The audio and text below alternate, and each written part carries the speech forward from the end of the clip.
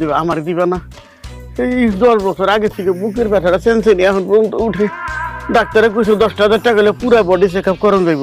আমার করে টেকা দাও বডিটা চেক আপ। দিমু তোমার চিকিৎসা করান তো দরকার, কারণ তুমি আবার যদি আজকা মইরা যাও তাহলে মনে করো আমি যদি আবার অসুস্থ হইয়া যাই আমার সেবা যত্ন করবো কে? হ্যাঁ আম্মা কি রে ফকির রে কি একবারে বিয়া করে নিয়ে আসছস নাকি?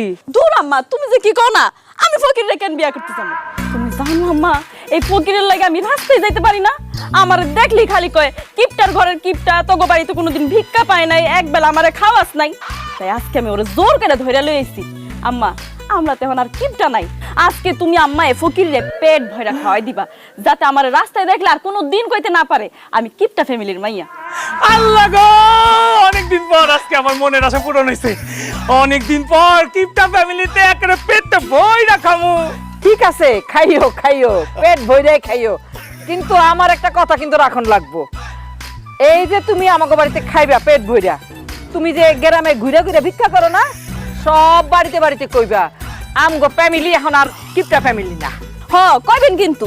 আরে কমু না মানে অবশ্যই কমু। খালাম্মা, ভিক্ষুক তো আমি একলা না, আমার লগে আরো 12-13টা ভিক্ষুক আছে, বিভিন্ন গ্রামে গ্রামে ভিক্ষা করে। আমি তো আজকে ওখানে আসার সময় আগেই ফোন দিয়ে কয়ে দিছি সব আইতাছে। কম রানলে কিন্তু হইব না খালাম্মা, বেশি করে রানতে হইব।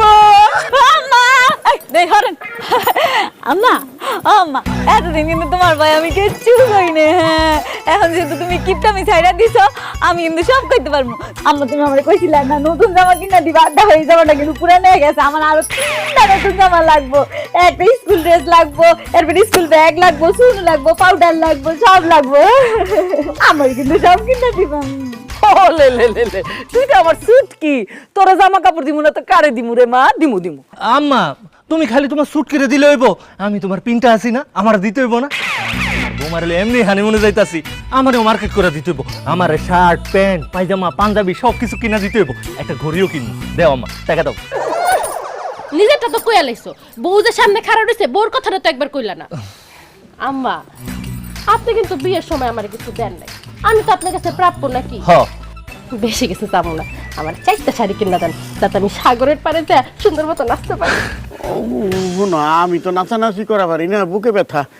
আমার তো কাপড় চোপড় কিছু নাই, বাকি সিরা ফেরা নষ্ট হয়ে গেছে। তুমি আমার 2টা পায়জামা আর 2টা পাঞ্জাবি কিনে দিবে নবার কাছ থেকে, ওই আড়ে গনে।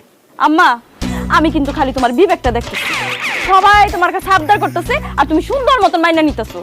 আমি যে তোমার একটা মাইয়া আছি, আমার কথা তো তুমি একবারও ভাবলা না। এর মধ্যে বড় আপা গেছে নানিগো বাড়িতে বেড়াইতে, সেও তো কিছু কইতে পারতেছে না। আফার হয়ে আমি তোমারে